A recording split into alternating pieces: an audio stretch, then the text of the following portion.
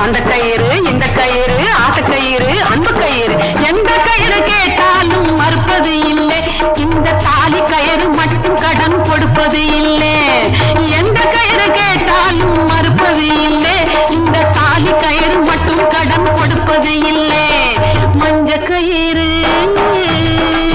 தாலி மஞ்ச கயிறு இது மகாலட்சுமி ராசி மஞ்ச கயிறு இது மகாலட்சுமி ராசி.